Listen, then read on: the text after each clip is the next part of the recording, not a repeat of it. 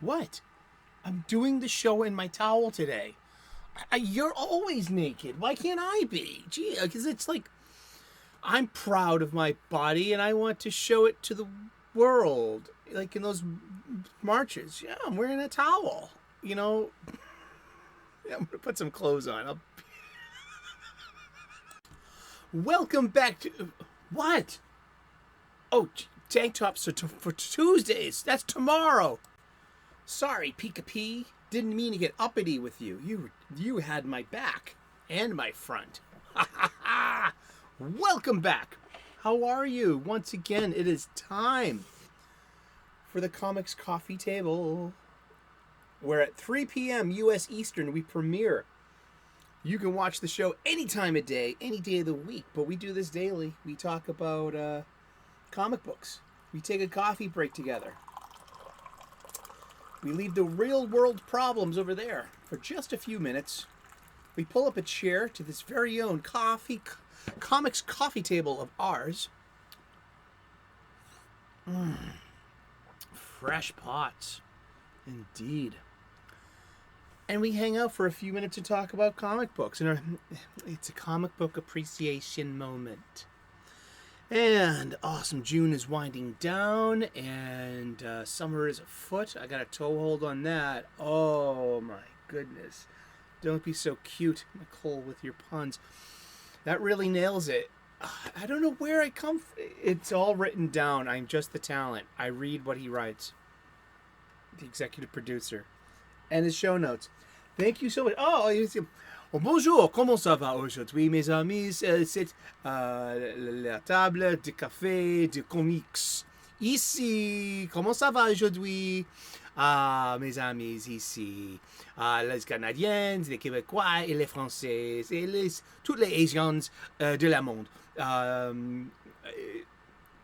Bonne chance. For any French speakers out in the audience. I got a good accent. I was in summer camp one year, another lifetime ago when I was 15.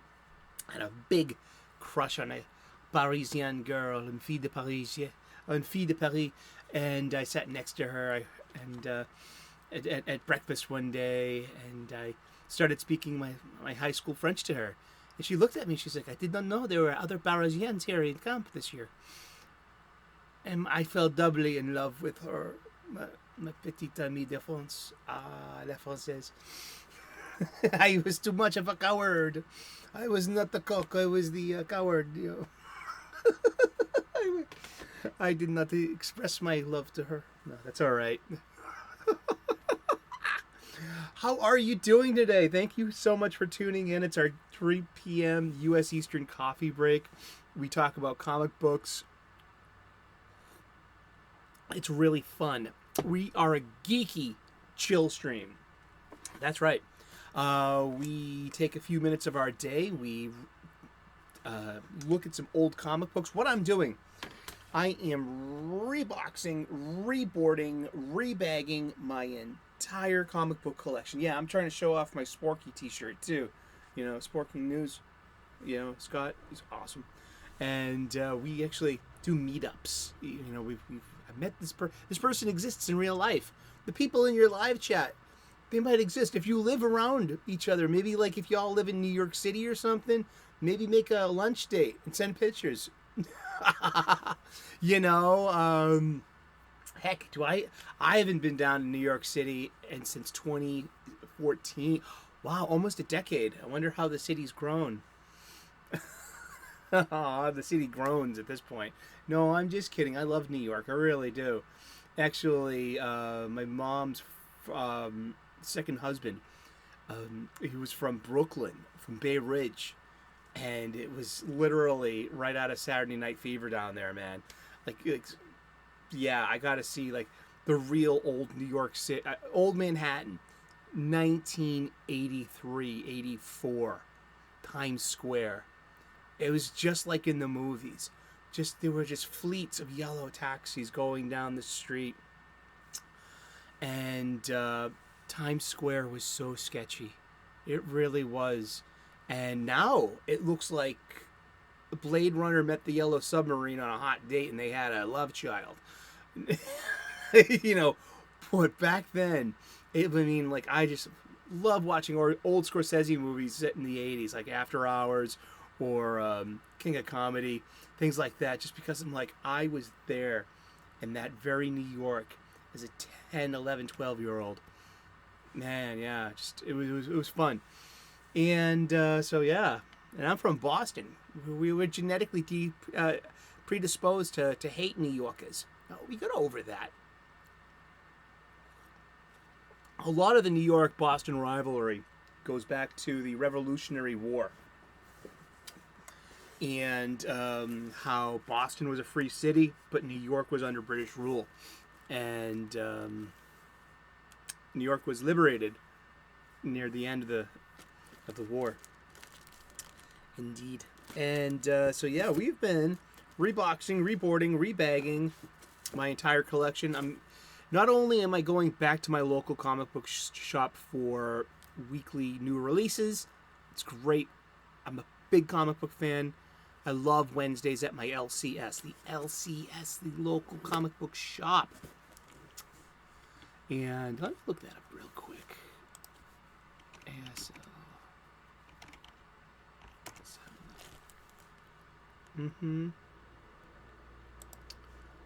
It's about the alphabet. ASL alphabet. Here we go. Yes. The local comic shop. Okay, good, because I was doing this, which is a different letter. That is, that's T, which is right next to S. So that's S, and that's T. So I was saying L, C, T for a long time. But no. It's our local comic shop. Our LCS. And I go back there every Wednesday for new releases. And I like to spend my disposable income there because it's a local business. And my patronage helps keeps the lights on, the doors open, the rent paid, the employees' wages, you know, the whole kit and caboodle. And we, you know, we're blessed these stores made it through lockdown 2020. We, you know, big box stores and the online supply chain have their places, of course, yeah. But there's nothing in the world that beats going to your local comic book shop. And I hope you probably know where yours is around you. So I hope you get your supplies there as well, because I need new boxes, new boards. I don't want to rip the bag. Acid-free boards. And new bags. See, this was $2 cheaper, because I got the resealable ones last time, because I wanted to try them. Just wanted to try them. But they're $2 more, and I'm not even using the resealable thing. So I'm just like, you know, hey, just... There you go. Live and learn. You know, go with what works.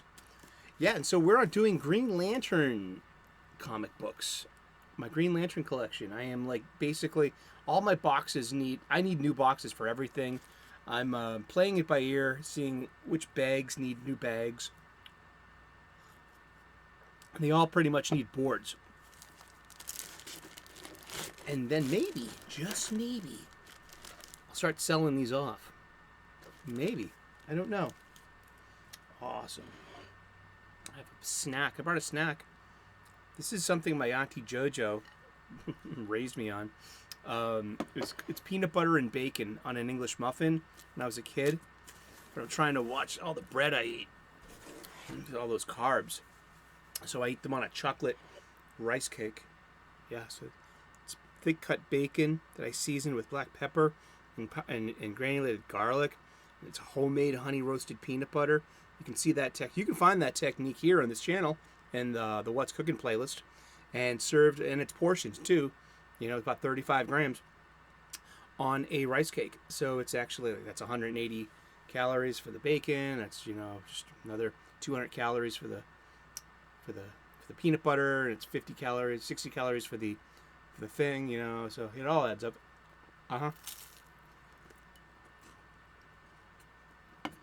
Bring snacks. Found my towel. I'm a real hoopy fruit. All right, let's get to it. Is the Green Lantern ring a magic ring? What's the difference between a magic ring and a power ring? Well, quite literally, the power ring is a DC, no pun, construct, idea, a thing. I also got some vitamin C drink.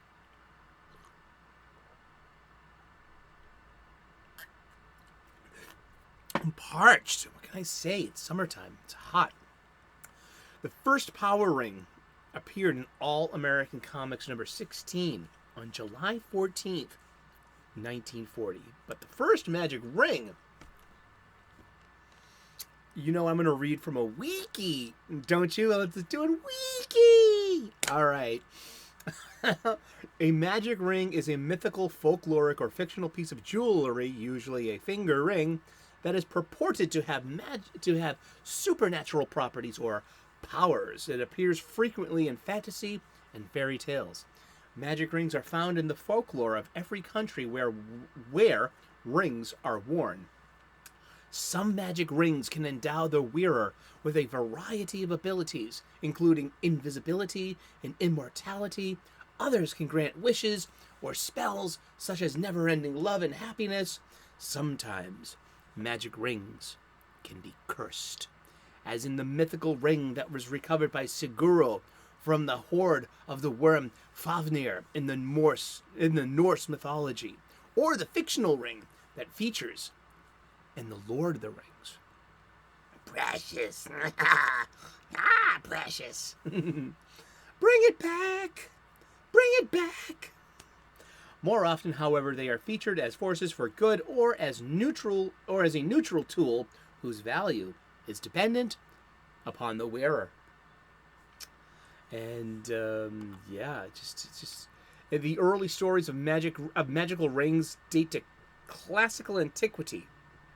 Oh my goodness! Excuse yourself, Pika. You need a breath mint. And his farts are electric. They're like little shocks, you know. The early stories of magical rings date to classical antiquity. You know, that was between the 8th century BC and the 5th century AD. Just to be problematic, we're going to say before Christ and after death. None of this common era bullshit. All right. It's the same thing, man. I'm just like, I just like pissing off uppity people at this point. Plato, in his second book of the Republic, tells a story about the Ring of Gyges, which conferred invisibility on its wearer. The shepherd Gyges, who found it in a cave, sounds familiar, used its power to seduce the queen, kill the king, and take his place. Early accounts of Gyges, however, who was the king of Lydia, makes no mention of a magic ring. Magic powers are not generally attributed to rings in ancient Greek legend, although other magically object lists are blah blah blah. Ugh. But here's a good one. Josephus repeats an anecdote of one Eleazar who uses a magic ring to exorcise demons in the presence of Vespasian, who was a Roman emperor from 69 to 79. He was the fourth and last emperor. The fourth emperor. And he's the fourth and last emperor who reigned in the year of the four emperors. That's what you get for reading a wiki. But who's Josephus is important. Josephus is Flavius Josephus, a first century Roman Jewish historian, best known for writing, and a military leader, but he was best known for his Jewish war. He was born in Jerusalem, which was then a part of Roman Judea, and he was also the historian that documented the historical happenstance of one Jesus Christ. Therefore, being like, hey, Jesus existed in history. Oh, it's just a myth. It's just a story. There's an actual historical accounting for, not miracles, not anything else, but a very, small thing in in history, but Josephus, the historian, yeah. And so those are the magic rings of history. Let's get to comic books. What are you doing, Sully? Boring it. You're boring everybody. I know. I'm so boring. What do we got here? Oh, who are the Alpha Lanterns, huh? The Alpha Lanterns. Well, let's look it up real quick, too. Alpha Lanterns. Not Alpha. Learn to spell. Alpha Lanterns. The Alpha Lanterns. I'm reading this from the DC database. In days of peace and nights of war, obey the laws forevermore. Misconduct must be answered for. Swear us the chosen, the Alpha Corps. The Alpha Corps is an elite division within the Green Lantern Corps. There was also another cool subdivision called the Corps, which was like a black ops. It was like their wet works team or something, and they didn't have a ring. They had some kind of like disc that they swallowed, but it was like their ring, but inside, so that no one could identify them as a ring slinger, something like that. I gotta look into that. I didn't read those stories about the Corps, but the Alpha Corps is an elite division within the Green Lantern Corps, merged with their power batteries. These Alpha Lanterns act as an internal affairs division, investigating breaches in Corps law. And the first appearance was Green Lantern Volume 4, number 27. What we're looking at. It says creators are Jeff Johns. Really? I thought the creator was Grant Morrison. Because this is the Alpha Lanterns figured into. This is coming into Final Crisis. You can see here we got a countdown number. Remember our countdown numbers? So there's only 18 weeks left until Final Crisis. Definitely need. How can I tell I need a new bag? Look at that. It's just like, ugh. Hey, look at the ads. We got hot dogs. A hot dog with mustard. A hot dog with mustard. Give him a penny. I don't have a penny, boss. Well, that's a penny you owe him. That's from Miller's Crossing. One of my favorite gangster movies. There's a Coen Brothers movie as well. Good stuff. Yeah, we're looking inside a comic book table. Who are the Alpha Lanterns? The Alpha Lanterns are basically have given up their, well, I don't know what to say, humanity, because they're all aliens and stuff. But they've given up their heart. They've replaced their heart with a power battery.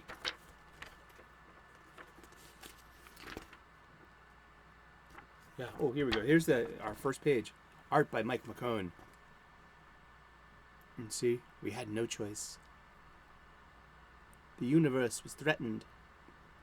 And until we rewrote the Book of Oa and created the 10 laws. Yep. As of now, the Alpha Lanterns are born. And, great scene. We got Dragon Wars on DVD. Sinestro. Why don't you give him a shirt? Interesting ad placement.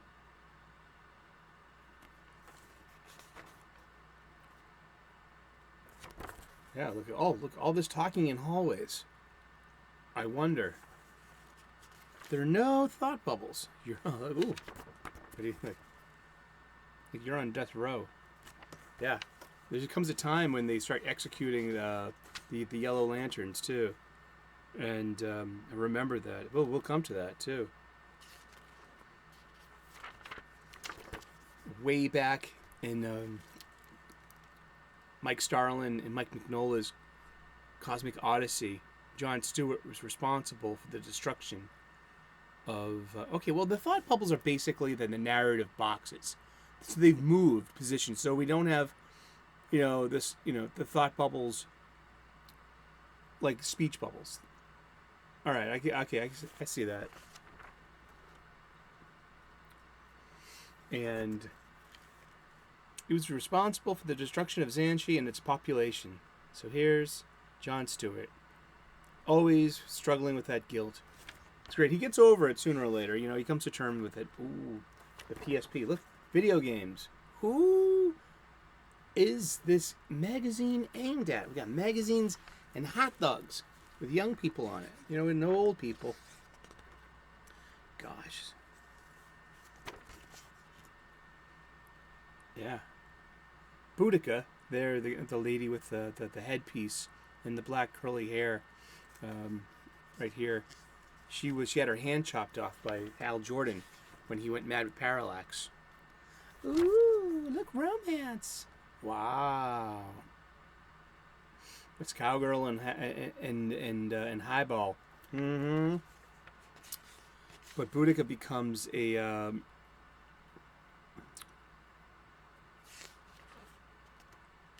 Alpha Lantern.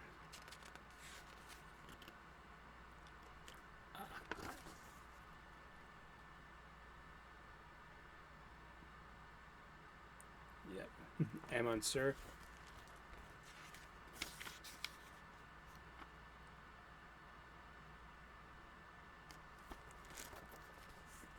It straight up kills him. Look at this. This is Teen Titans Year 1. But with wonderful art by Carl Gershel.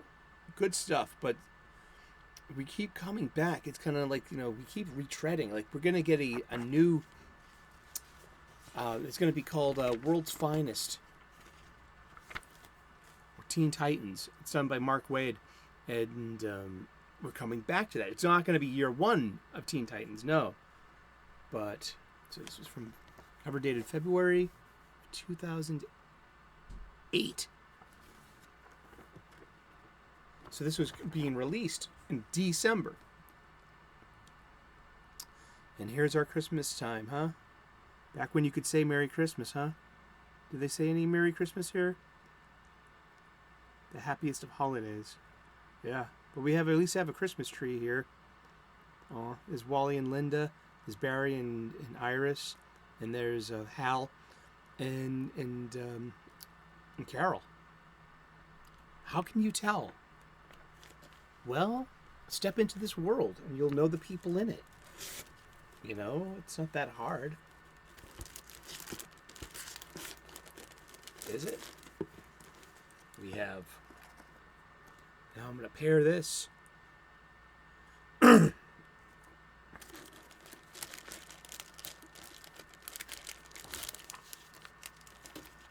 Green Lantern Corps. Now we get some. Now it's Tomasi Gleason. Aww. See, she's gonna get killed in between this and Blackest Night, and come back as a Black Lantern. That's Ice of the Fire and Ice of the Justice League.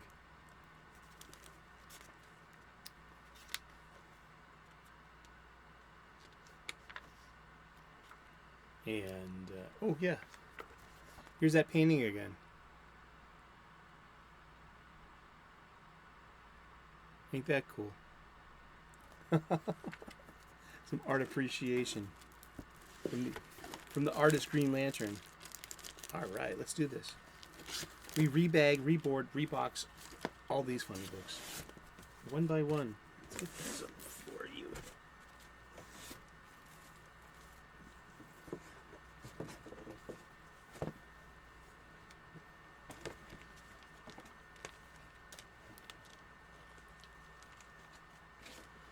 Whew. How's your summer going? It's going fine. Mine's going fine so far. Yeah, not many. This is a really pristine comic book. We only got a little bit of spine roll, but still, it's like these comics you would probably find all of these comics in the dollar bin. Why pay full price? Like, why am I paying full price on Wednesdays? Can I just wait a couple of years and find them in the dollar bin? You could. Nah, I like going to comic book shops on Wednesdays. It's like, makes me happy. Do what makes you happy.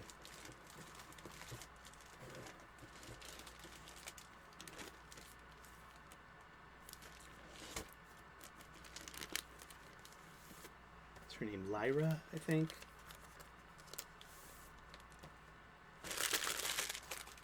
Laira.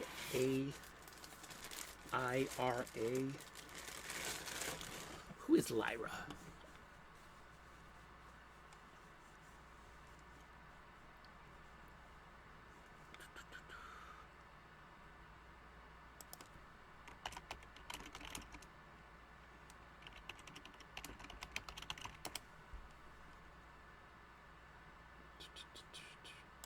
Lyra Omoto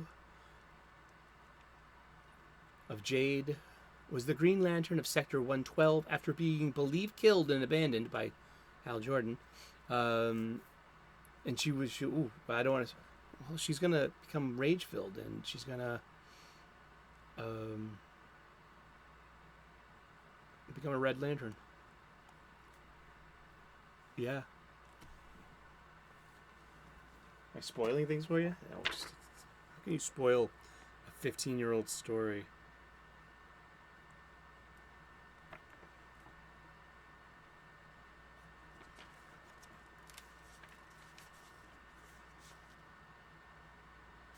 They took away her for murdering Amon Sur like that.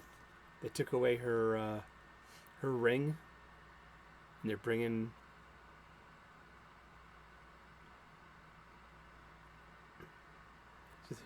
They're dropping her off at home, and then all of a sudden, out of space, out of nowhere, comes our first Red Lantern ring. This is the first appearance of a Red Lantern ring.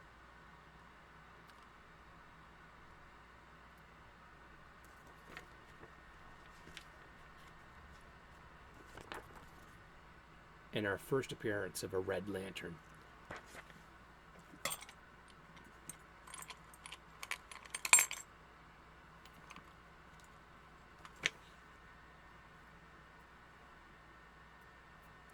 Upside down. Does it matter? Like I said, I had all the t-shirts. So this was red with this white and black emblem in the middle of it. I never wore it because I thought it looked like, honestly, too much like a Yahtzee logo. And you know, just like, and this was 2008 before you Yahtzees, had their big comeback in comic book fandom, especially. Because anyone that disagrees with me is a Yahtzee. They're just stinky butts. Yeah. Yeah.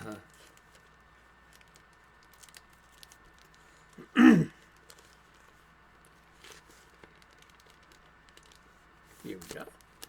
Awesome. One piece of tape. And aim right too, because it's barely clinging. All right. You could be talking to your friends here on YouTube, and not adhere it correctly. Here you go.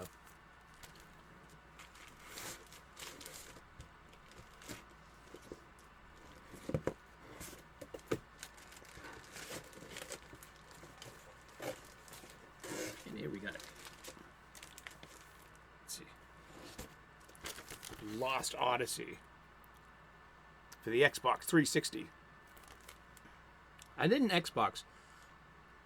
I did not. Did you have a system growing up in your house? It's Boudica. She's pissed. Countdown, week 7. Week 11, week 7.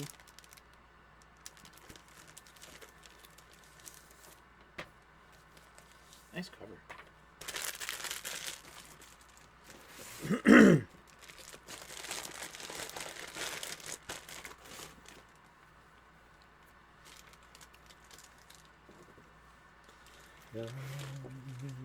you wake in the morning, gone.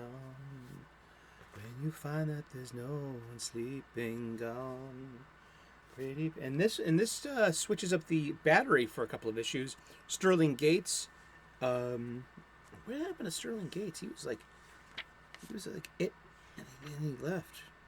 And then someone just named Nelson One name, Nelson. Not like... That's it. Nelson. Not like Nelson Buns or like Steven Nelson, who was one of my bullies growing up in the projects. He died. That kid died of an overdose. Grew up in the South Boston projects. But I did not grow up with a game system in my house. I eventually, when I was 11, they finally got me an Atari 800 XL because it had to have an educational quality. He was a smart kid. He can't just waste his time on games and having fun. No, it's got to have an education. I wanted the Atari 2600. It was almost like it, but not quite. It was probably even more expensive too, and just me being an ungrateful fucking kid, didn't have the library that the 2600 had. This was in the time of video games, of the first generation of like real home systems and coin-op cabinets, of the early 80s. So my first paycheck for my first real job when I was 19, the first thing I did was I went out and I bought a Sega Genesis. Well, growing up, like my cousins had a 2600. Friends had it, 2600. Then my immediate friends had a ColecoVision. My best friends. Then my best friend in high school, his kid brother and sister had. We played it all the time. Original NES, so we played like Spy Hunter, Contra, the Top Gun game. That was fun, and a lot of original Mario Brothers 2. Super Mario 2 was a big one. I never played Super Mario 3 though. I mean, I wish I did. Got Jeff Johns and Ivan Rice. And we're once again telling the secret origin of Hal Jordan. Once again, we're going to go for 6 issues. So it's kind of like we have a whole year to fill up between the Sinestro Corps War and the Blackest Night event. So half of this year, we're going to be spent in retelling once again Hal Jordan's story. That's a great splash page. Remember, Hal Jordan's dad dies in this plane crash, and Hal grows up to try to be like his dad. And there's Carol. And there's Carol and Hal as kids. They grew up together.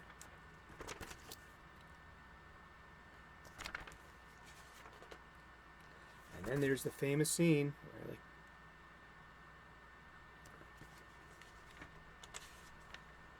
then he grows up. And then he becomes a pilot.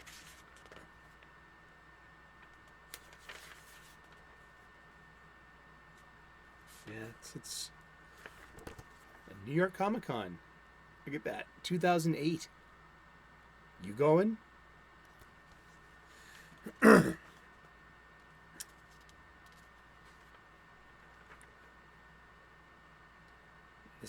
And I guess this is why all the drinking, and that's Jon Stewart. Jon Stewart. This is part of Jon Stewart's, reboot as well. He used to be a civil engineer. Now he's a U.S. Marine sniper. Here it comes. We're starting to get the Final Crisis ads. The whole misdirection of who is Libra. Who is this guy? Didn't matter. It didn't matter. He was just some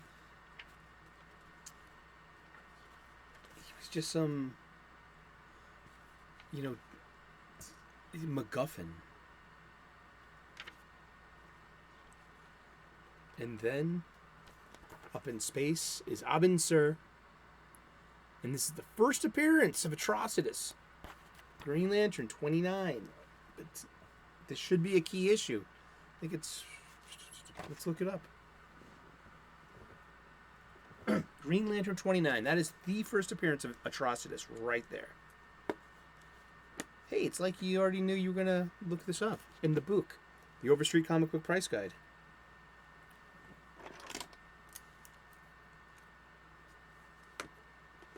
Damn.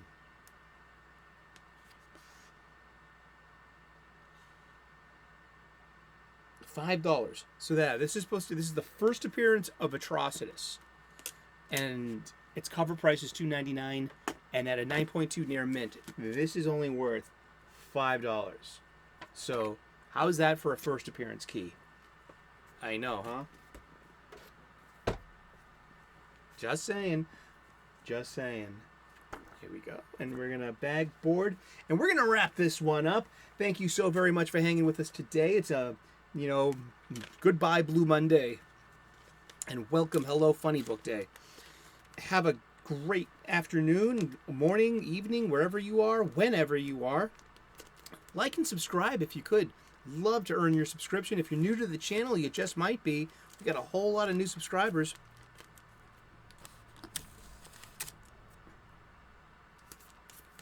Yeah, subscribe. Yep, here we go. Chatting with everyone and missing. You should see my name at midnight. Oh, what? Don't be a pisser. Oh, again, Eric. What the heck? What the? We'll fix this later. You have a good day. Good to see you. Thank you. God bless. Namaste. Good luck. We will see you again in those funny pages tomorrow. You have a great day. Thanks for hanging out, and have a great day. Cheers. Bye-bye.